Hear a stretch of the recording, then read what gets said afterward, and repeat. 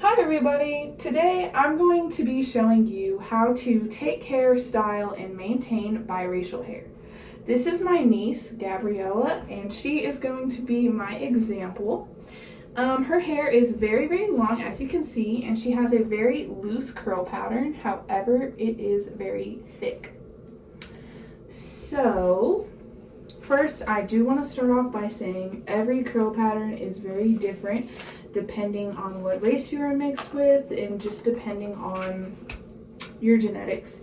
Some people, like I do, have really tight curls, and other mixed people have very loose curls. Some may have thin hair, some may have thick hair. So for this tutorial, the products that I'm going to be using are very specific to her type of hair. And it might work for other types of hair as well, but this is just what works for her hair, so take it with a grain of salt. So the first thing is we're starting off with freshly washed hair.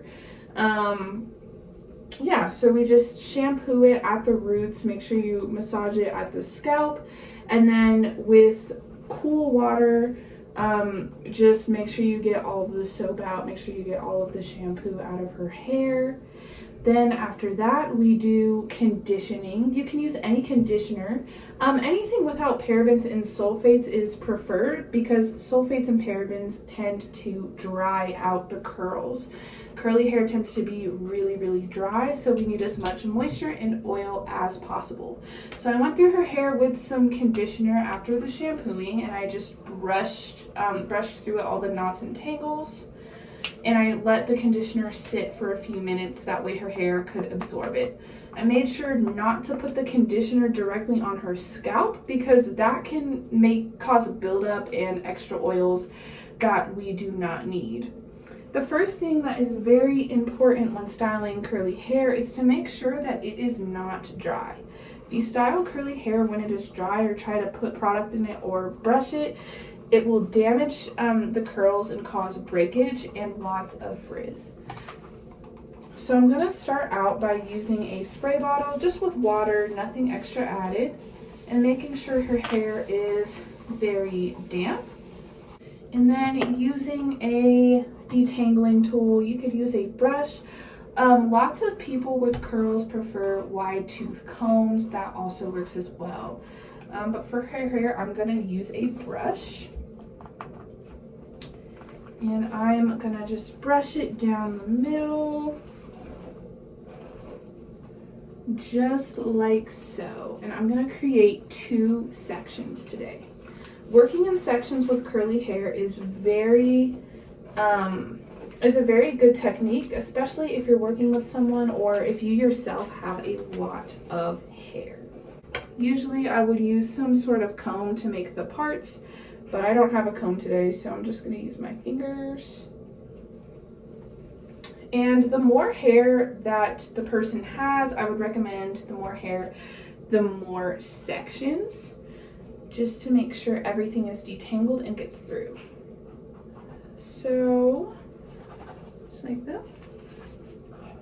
So I just parted her hair down the middle, kind of. As you can see, it's definitely not perfect.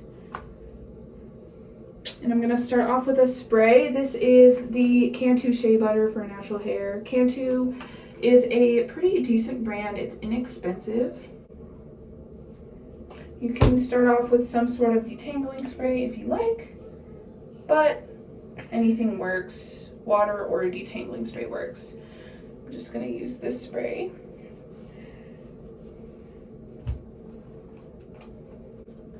Now, when I'm going through her hair, I want to make sure I'm working from the bottom, the ends of her hair, to the roots. Make sure I'm holding on where I'm brushing so that it's not pulling on her scalp. Just like so. And this is how you would do that. It also not only helps to decrease tangles, but it also helps make sure that the product gets through all of the hair because we don't want to miss any pieces or sections. Alrighty, from the bottom to the root. This also prevents breakage. I find that looser curls get more tangles sometimes, especially with her hair. It's so heavy, it tends to tangle at the bottom. So I'm making sure that I'm trying to get all these knots, because if they are not taken care of, that will form dreads over time. When we do this, we're going to go in with a curling cream. This is also by Cantu. You can use whatever you prefer. I'm going to use a very decent sized amount for curly hair. The dime sized amount usually is not that great for curly hair, especially if you have thicker hair. It is not ideal. So we're gonna go in, and her hair already has some product in it, so I'm not gonna go crazy with it. And show them what it looks like from the back. So this is what it's starting to look like. Her hair is really heavy, so we're gonna work on getting those curls to pop up. We're gonna try to make her curls pop out. As you can see, it's kind of laying a little flat, and we want some more volume. You see how heavy her hair is. We're going to go ahead and use some mousse. Mousse is basically what's gonna form the curl. I'll show you. It's just this stuff. And we're gonna just apply it in the hands. And so we have her hair like this. No, it's kind of hard to see, but we're gonna just take the mousse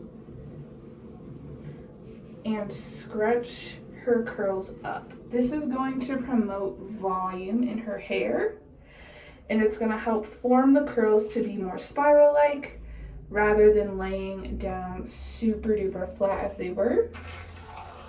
And you also want to make sure to scrunch your hair, because if you do not, the mousse will make it crunchy. And this will provide a good hold for her hair. Some people also prefer to use a gel. That's fine too, but I find that mousse is more lightweight, and it just depends on your curl pattern. And again, if you have tighter curls, you might not need to focus on forming the curl as much, but that is just dependent on your curl pattern. All right, and flip your hair back over. Okay. Alrighty. So here we have it. I'm just kind of shaking it around. We're gonna let her hair air dry. You can also use a hair dryer and a diffuser method if you want to do that. It saves time, but also just be careful for heat damage and make sure that you are using a heat protectant when doing so. So this is the final wet result. And go ahead and show them from the back. And you can style the front pieces however you want. You might want to finger coil them, just depending on your liking. And we will be back to show you the final results when her hair is dry.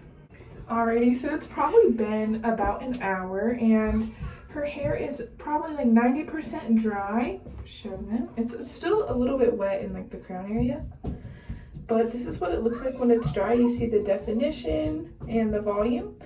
And if you want to, you can also go ahead and like pick it out, and that way there's more volume at the roots and it will be bigger if that is the look that you're going for. But thank you all for watching. Bye.